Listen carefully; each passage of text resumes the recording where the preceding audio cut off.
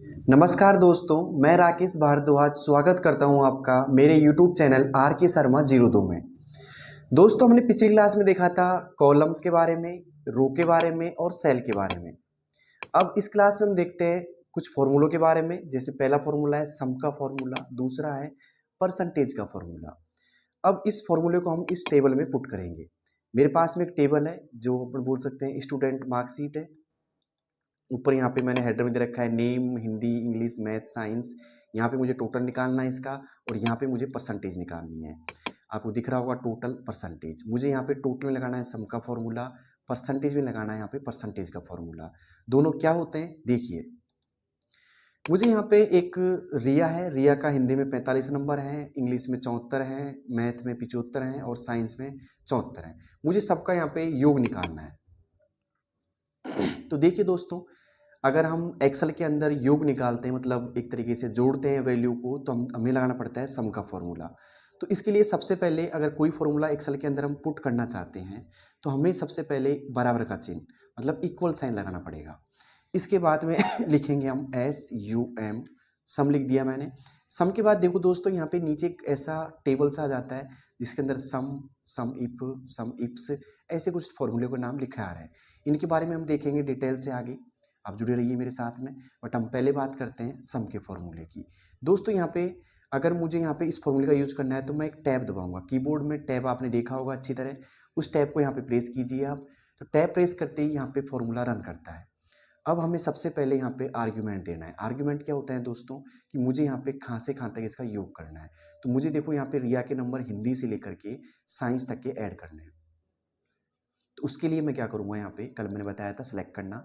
तो मैं यहाँ पे जा करके आप सेलेक्ट कर सकते हो। मैंने क्लिक किया यहाँ पे और क्लिक करके ड्रैग करना है आगे की साइड। तो मैंने यहाँ पे हिंदी से लेकर के साइंस तक मैंने ड्रैग कर दिया, जिसकी रेंज लिखी आ गई कि आपने H7 से लेकर के K7 तक आपने सेलेक्ट किया है। अब दोस्तों, मुझे क्या करना पड़ेगा, यहाँ पे मैं शिफ्ट के साथ में ब्रैकेट बंद कर देता हूँ यहाँ पे।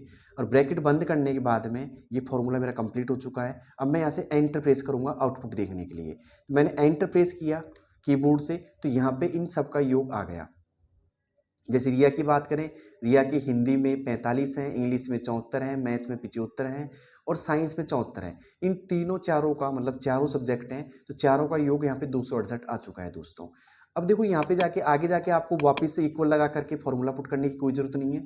आप क्या कीजिए, यहाँ पे आप जो 268 वाली सेल है इस पर क्लिक कीजिए और यहाँ से आप माउस को लेके जाइए कर्सर फिल हैंडल के ऊपर, और यहाँ पे जा करके इसके ऊपर जो कर्सर पहुंचते ही यहाँ ब्लैक हो जाता है, ऐसे व्हाइट प्लस दिख रहा है। अगर फिल हैंडल पे लेके जाते हो तो ब्लैक हो जाता है, देख सकते हो आप आराम से। इसको मैं थोड़ा जूम कर देता हूँ, और जूम कुछ ज़्यादा ही हो गया ये। अब देखते हैं दोस्तों, यहाँ पे आपको प्लस का सिंबल नज़र आ रहा है, इसे बोलते हैं फिल हैंडल। मैं यहाँ पे डबल क्लिक कर देता हूँ। तो इससे क्या होगा, यहाँ पे आपका योग आ जाएगा। यहाँ पे पूरा एकदम फॉर्मूले पुट करने की कोई ज़रूरत नहीं है। यहाँ पे मैंने कुछ ज़्यादा ही यहाँ पे जूम कर दिया, मैं जूम कम कर रहा हूँ इसका। अब देखिए दोस्तों, यहाँ पे टोटल होके आ गया। टोटल में मैंने सम का फॉर्मूला पुट किया था, और यहाँ पे सम का फॉर्मूला मैंने एक जगह पुट किया, बाकी मैंने फिल हैंडल से काम कर लिया सारा। तो यहाँ पे आपको आसानी रहती है फिल हैंडल, क्योंकि ये जब एक फॉर्मूले को बार बार लिखना नहीं पड़ता, एक फॉर्मूले को सभी जगह अप्लाई कर देता है। दोस्तों, आपको समझ में आया होगा यहाँ पे सम का फॉर्मूला।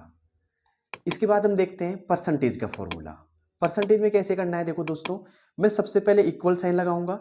और परसेंटेज निकालने के लिए हमें जरूरत पड़ती है प्राप्तांक बटे पूर्णांक गुणा 100।